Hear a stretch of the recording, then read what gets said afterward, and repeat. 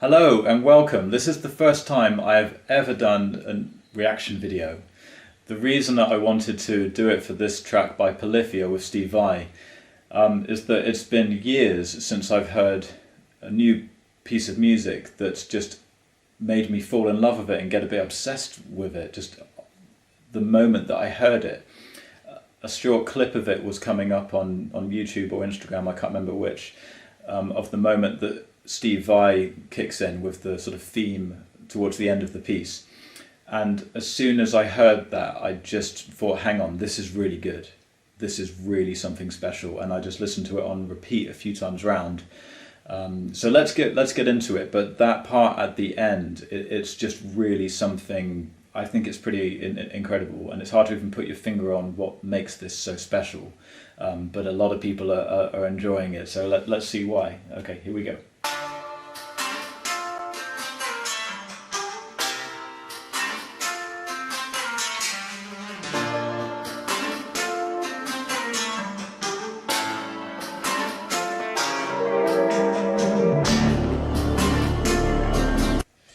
Okay, so straight away he's using a nylon string guitar.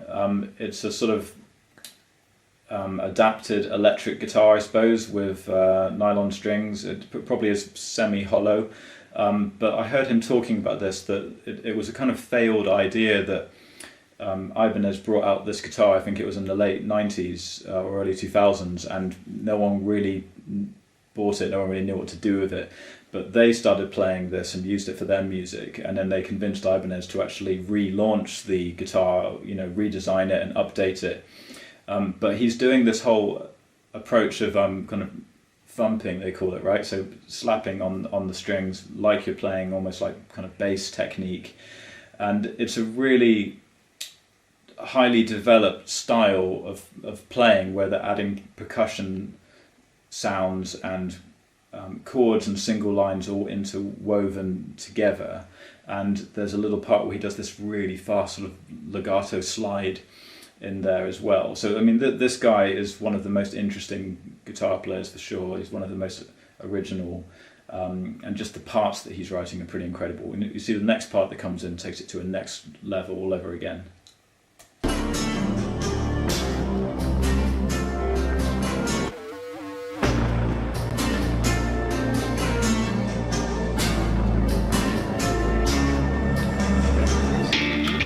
Electric guitar. It's an 8-string.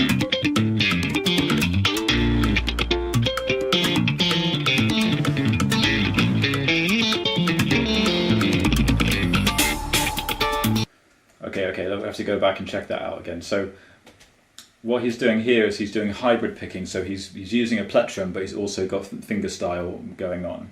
So that's, I guess, allowing him to do some of the more rapid fire alternate picking sort of linked in with some of these parts. A lot of the fast things that he does, it's really hard to see, like on the lower notes, hard to see how he's really doing it. Or at least I can't play like that. I don't know what the hell he's doing kind of really technique wise, but sometimes it looks like he's doing a lot of things where he's picking a few notes but then hammering on, and then he's doing things where picking and then using his finger and then hammering on, and then sometimes he's tapping.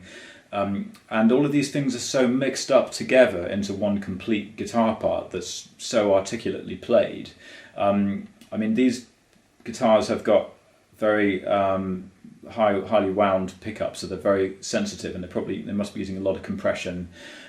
So it's a very sensitive, articulate sound that they're getting with these guitars, and I think that enables this style to be fully articulated. But the creativity, the sort of ideas that are in there are just pretty outstanding, really. But all of the ideas are woven in so cleverly together. So yeah, let's just watch that part again when the electric guitar comes in. It's just pretty unbelievable.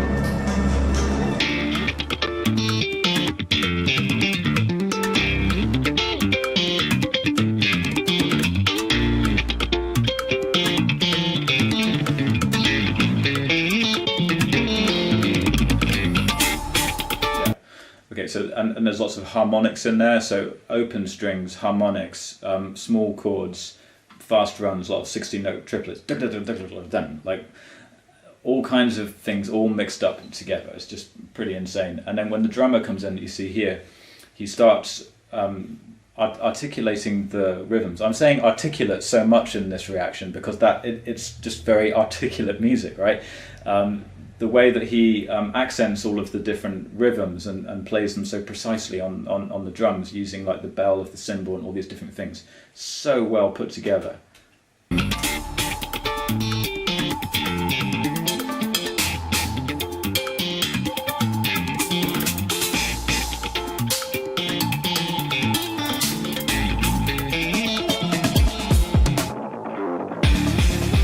And that processing, taking the signal of the guitar, but then putting an effect on it.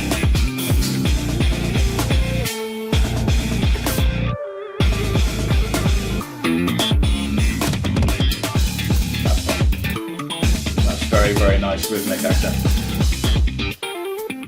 Oh man, there's just so much going on here. This is just ridiculous. So, yeah, right. So there's this part just before the whole band kicks in. They do this a few times in the track later on, before the different transitions. I've listened to this song so many times now, so it's not a first reaction, it's more of a considered reaction, I suppose. But there's this thing that they do when they take the line that they're playing, which is like a little link between the sections.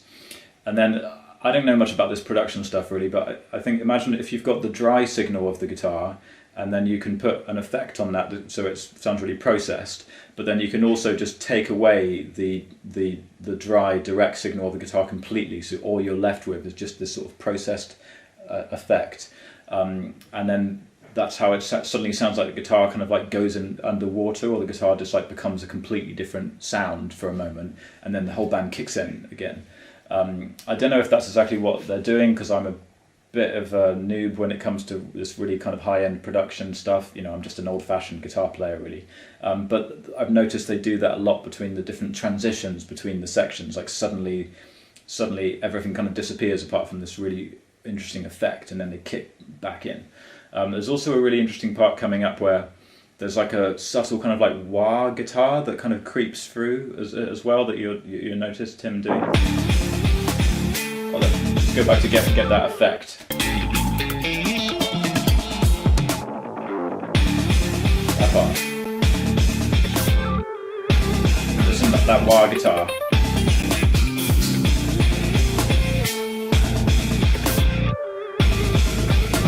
Gives it a kind of smoothness.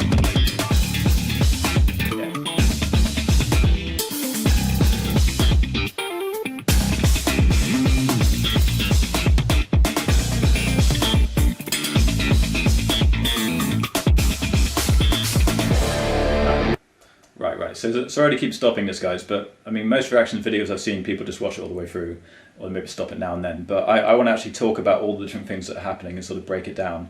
Or break it down as much as I can. So I love those parts when like the wah guitar's coming through, because all of this is very staccato and very rhythmic and very sharp. And the way that he mixes in a little bit of that like fluid like wah with, you know, kind of taking the time on some of those notes, just really gives it that balance. Those different elements are coming through so well, and man, just the way that the drummer is accenting the different rhythms is just incredible. But the thing that's most outstanding about this is that it's pretty much kind of clean guitar. It sounds super heavy and, you know, so strong, the way that the guitar's coming through. But until this bit that's just coming up here, we haven't really heard any actual distortion. I mean, the bass guitar is giving you more of that oomph and that drive. And I think they're using 8-string or at least 7-string guitars, so they've got low frequencies on there, and they're doing that thumping, like tapping the lower strings with their thumb. So that gives you that kind of like edgy, energetic feeling that it feels like, yeah, this is like a modern sort of rock band. But there's no distortion. Like, they're not just relying on just, well, I'll just put on a really thick sound and just go, you know, they're actually doing it through the creativity and like the nuance and the complexity of the parts is what's creating the heaviness. But now they do turn on some distortion, and yeah, now it keeps building. It's so brilliantly composed.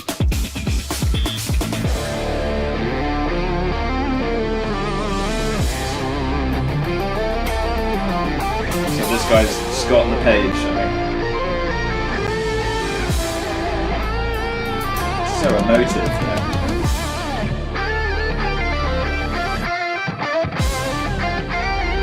So kind of soulful. Yeah. Go for it. Go for it.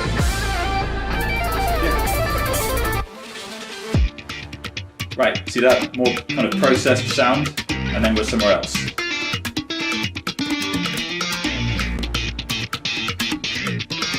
So he's doing the kind of finger style again.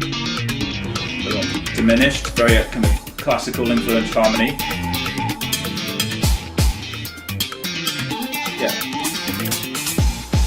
So this was brilliant because it's like it's come back to the previous arrangement they had when Tim was doing those kind of complex parts with the drummer accenting those rhythms, and Tim's style was coming through, and now Scott is doing something similar in terms of the arrangement, but he's got his own style and his own way of doing it, where he's combining those he's more linear. He's been combining these like fast fluid lines mixed in with like different arpeggiated things. Tim's style was perhaps a little bit more unique, but I like the way that Scott's using more kind of like classical techniques and his sense of melodicism, and he seems like he's more connected to that kind of shredding style that you saw in the previous clip. The guy can really play incredibly technical lines in a linear sense, scalic lines, and it's like he's bringing more of that in here. But I'll just say that I had one student a few years ago. He was a very, very good student. I think he actually looked a bit like Tim Henson, to be honest. He had a similar kind of look to him. But it got to the point where I taught him a lot of theory stuff and a lot of techniques, and he just picked up everything really, really, really quickly. He was like exhausting the knowledge that I had. He picked up things so quickly. And then he started coming in and saying, hey, I'm into Polyphia, like I've learned this guitar stuff, and he'd show me the things. And it stopped being a guitar lesson. It became more like, actually, he's just showing me something, and I'm like, oh wow, that's great. I can't play that. And I tried to learn some that he'd show me, well, this is what I'm doing. And he started teaching me these Polyphia parts, and they were just so difficult. And because I'm not a fingerstyle player at all, I'm really just a blues player, a rock player, kind of a bit of a fusion player, and really Indian classical music is my avenue. All of the techniques that I really developed over the past several years are just thinking about Indian classical music on the guitar. So when he's showing me these really multi-dimensional, multidisciplinary approaches to the guitar, integrating all these different techniques, it was just like, okay man, like I'm really happy for you. I'm really happy that you're down this path, because I certainly can't go down that path. I mean, I suppose I could, but I'm so busy trying to do the Indian classical stuff that it'd be impossible for me to have the time to do everything. But this is really outstanding. It's like I can't do that, so I'm so happy that someone else is doing that. I'm so happy when you see people doing different things that you can't do. You should always feel like, well, it's great that someone's doing that because my contribution is different, but you're taking care of that, so that's fantastic. Congratulations. Congratulations on playing all the things that I can't play. So yeah, this is just fantastic.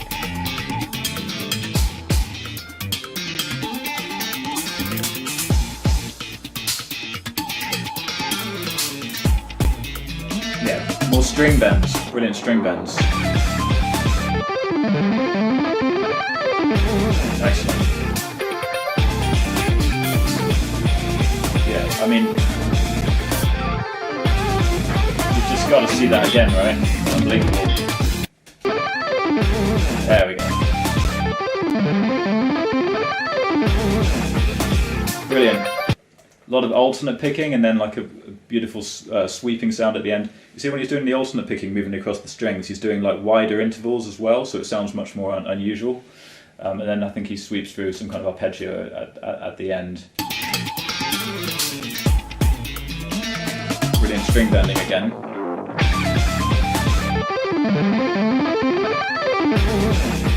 Sweet. And then that sounds kind of doubled or harmonized.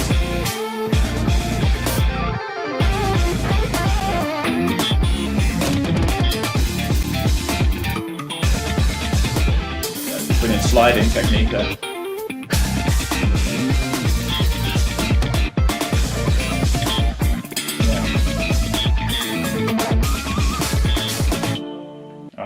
Yeah, so all of the more distorted stuff he was doing there, a lot of the fast lines sounded like they had a really tight harmony on there, or maybe they were just doubled. I don't know. It's really beautiful sounding.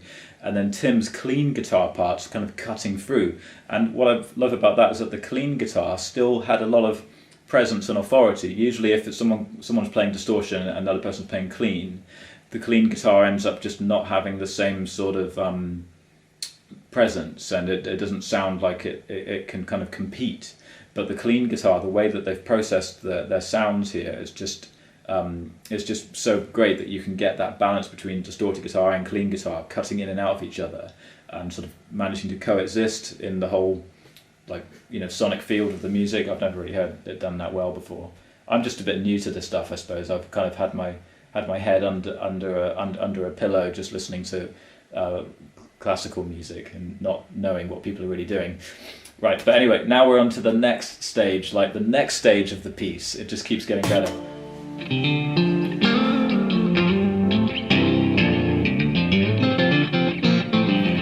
Quite kind of Hendrixy style, like soulful. Now it reveals the older generation coming through.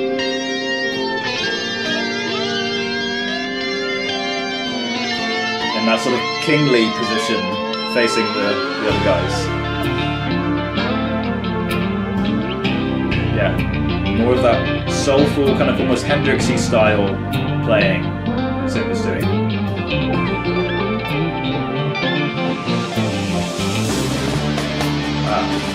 Now there's kind of more military style rolls on the snare. So now it feels like we're really building. We're really taking our time.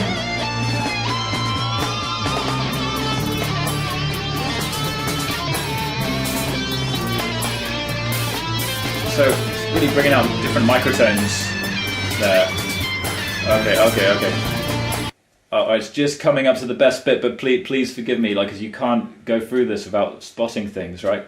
So Steve Vai comes round, and there's this theme in this music video, right? The theme is all about this chair, because in the previous shots, like the first time you see that chair, Tim's sat on there when he's doing his kind of solo part, and then later on you see Scott is sat on that chair in the warehouse, and now Steve Vai is sat on the chair, and I think it's the same chair, or it's a very similar looking chair. So it's a very nice kind of concept that they've got going. So it's like everyone's having their time in the chair to really show what they're doing. But the way they've set it up here is that Steve Vai's in the chair, but this is the only time that everyone else is facing towards the person in the chair. So it's like they've given Steve Vai more of a platform and more of a sense of status. That right, I'm on the chair. You've all had your turn, but now I'm on the chair. But you're all looking towards me. So that really brings our focus to Steve Vai, and it's just so great how they pan the camera around, and you think, oh, that it is going to be Steve Vai, isn't it? And then it is, and it's like an old friend turning up, you know. Because I've never been a big fan of Steve Vai. There's been certain things that he's done, like that when he did that live version of For the Love of God with the orchestra. I thought that was outstanding. So Steve Vai, to me, when it all hits and it's all perfect, all comes together, like he's absolutely incredible. I mean, he's always incredible, but at those high peak moments, it is truly outstanding. I think it's really just the compositions. You know, if he's playing with the best composition, and you know, I think that brings his playing out to the best. But it's just a lot of the pieces that he plays, they're not really my favourite pieces, but his playing is always fantastic. But this is something really special, and what I was mentioning about the microtones, I'll point that out again.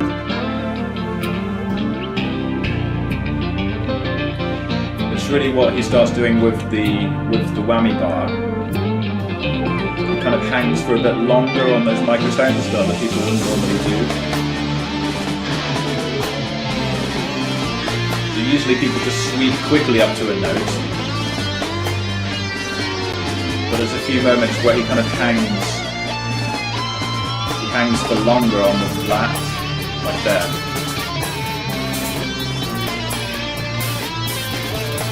Really interesting how he's bringing that out more.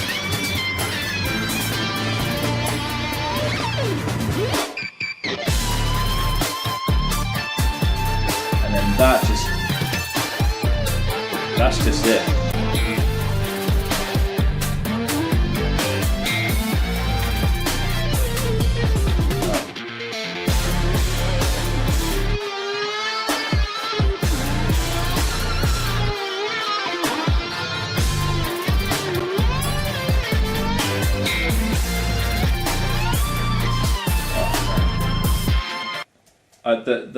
I love this so much. It's almost impossible for me to really say all the things that I want to say about this.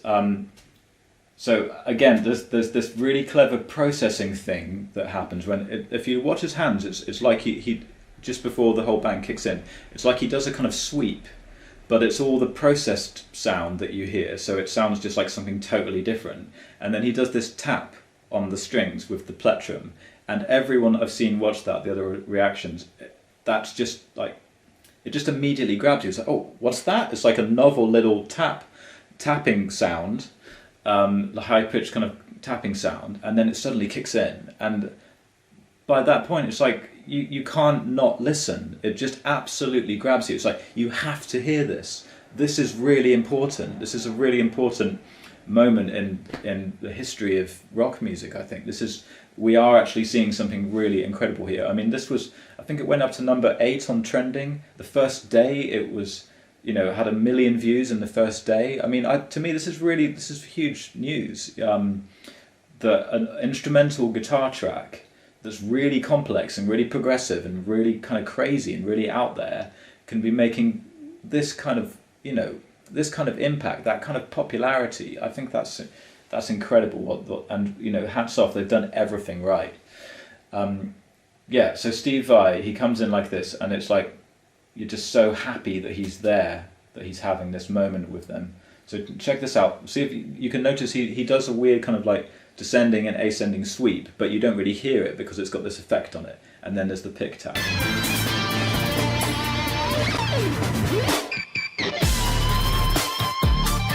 Beautiful. And then he's emoting so much through his guitar playing here. Just pure grace and all that legato he does. Yeah. There's so much. He's really, really expressing it. He's delivering that like incredibly well.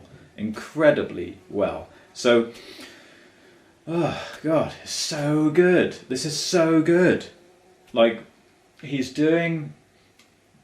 so physical with it. When he's playing these things, like, it's like you can see it in his body language. I know, of course, they're just miming to it, but he's managing to kind of like get back into the state that he was when he was playing. So it feels like he's truly expressing with his body what he's really playing or what he's really emoting. So it really helps you to hear.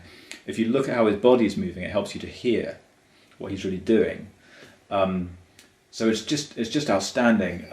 But there's a physicality to it, how he like really takes each note on its little journey, and how it's very hard. Maybe I'll try and point out what I mean, these particular moments. But I find it incredibly graceful, the way that he's playing here.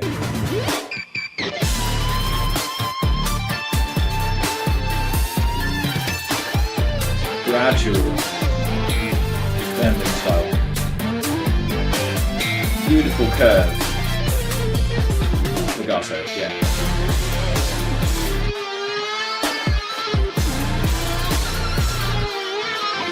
That part, it's like, oh, that is so physical. It's all embodied. He's so embodied in his playing. It's not cerebral. It's like, it's so vital, Steve Vai. Absolutely. And you know what? I feel like when he was younger, he had a bit of a vibe of like, oh, hey, I'm like the best. I'm the best there ever was. He was a bit bombastic and a bit show off.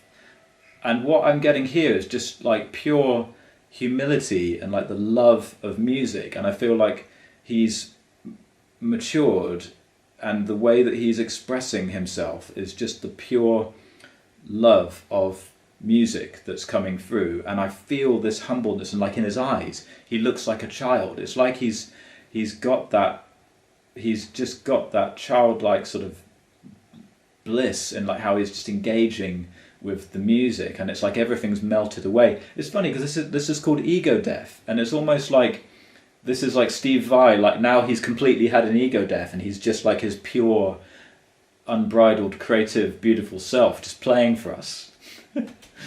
Man, you could just see this. I can watch this so many times. It's one of my favourite things I've ever heard. It's almost too good to be true. I can't believe how good this is.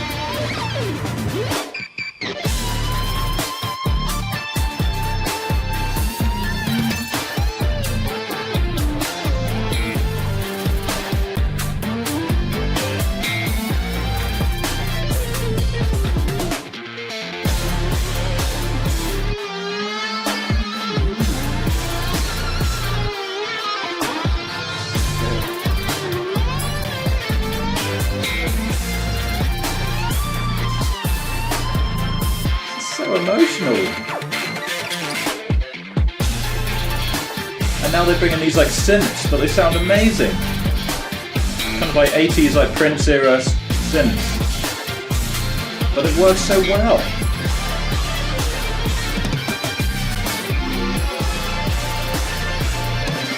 And all that layering, oh, it's incredible. So emotional.